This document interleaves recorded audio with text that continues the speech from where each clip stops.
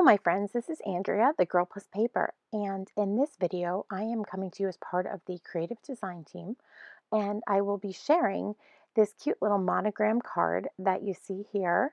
I made it using our classic alphabet thin cuts, and I hope you'll be inspired to make one of your own.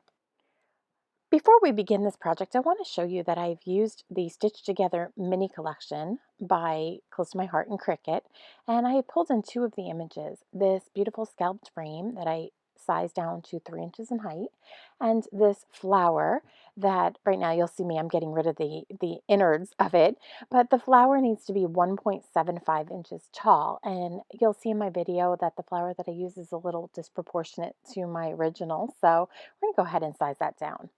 And there we go. It is now on the mat and I've cut it out. So here is the card in its entirety.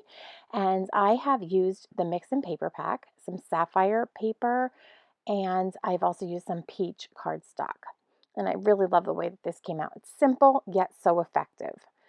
So let's go ahead and look at the Mix In Paper Pack for just a moment. And it's at this point that I'll take the liberty of speeding up the video a bit. This way you can get the idea of what I'm doing, yet, we'll do it and save some time.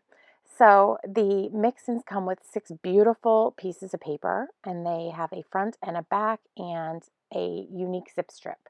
So I'm going to focus on the Sapphire polka dot, and I've grabbed one of my card bases from my value pack of envelopes and cards, and I'm just putting down some Sapphire cardstock, and then that piece that I cut out of the polka dot mix-in. Here's my frame, and I'm just going to adhere that together. And one trick I want to tell you is that with these little frames, I would flip my paper. The color that I want up, so the darker side that I want up, I cut face down. So that just helps my cuts look neat and clean, and I don't get the white bleeding through. So I've just mounted that with some foam dots that are left over from one of my shaker elements. And I'm taking a 1-inch piece of the zip strip, and I'm putting 1 inch on either side of my beautiful little frame here. So this way I can make 6 of these cards out of 1 sheet of our mix-in paper. And I have just taken some fun foam that's self-adhesive, and I have adhered down my peach cardstock. And I am now showing you the classic alphabet set, and it includes numbers. I want to point that out. It's all in one set, so you don't have to buy 2 different pieces. It's just one. Wouldn't it be just great to make a set of these maybe for a new bride-to-be and use her last initial?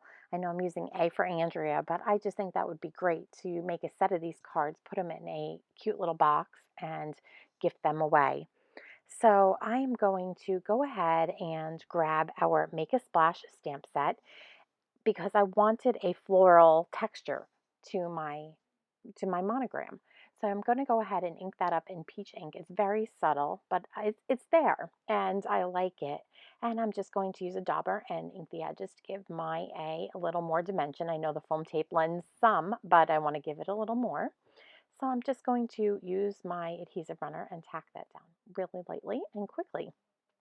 And that is a wrap for the monogram, but now we're going to work on the flower. And right now off camera, I am cutting between each of those petals. I'm going to grab my peach ink once again, and I'm going to use a dauber and ink the edges and down between each of the petals that I've now created and give the flower some shadowing. And right now I'm taking the dauber and I'm adding some shadowing into the center of that flower, and I love the way it turned out. So to give it a final touch, I need it to have some movement and feel lifelike. So I use my fingers and some foam tape to move those petals and manipulate them around. And it's at this point in time that I realized that I cut this one out too big.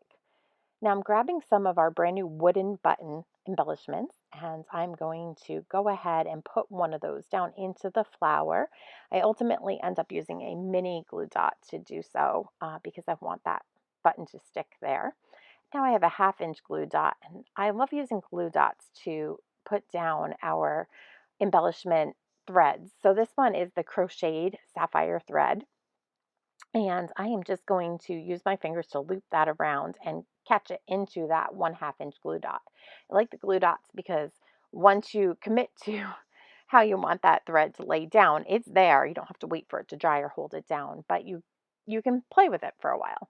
So here is the card in its entirety, and I hope that you are inspired to try this with your own cards. Now, I know some of the girls on our creative design team are working with stamps, and we do have some thin cuts, but I just wanted to show you how to do something so simple with it, yet so elegant and beautiful. And I hope that you not only go ahead and subscribe to my channel so that you don't miss any of my future videos, but go ahead and then continue to hop through each and every one of the YouTube videos that our very creative design team have put together for you this time around. I will also leave my Cricut affiliate link down in the description of the video so that this way you can go ahead and look at that stitched together Cricut collection and decide if it's something that you'd like to buy for yourself. So thank you for popping in. I hope that you've been inspired today. Have a creative day.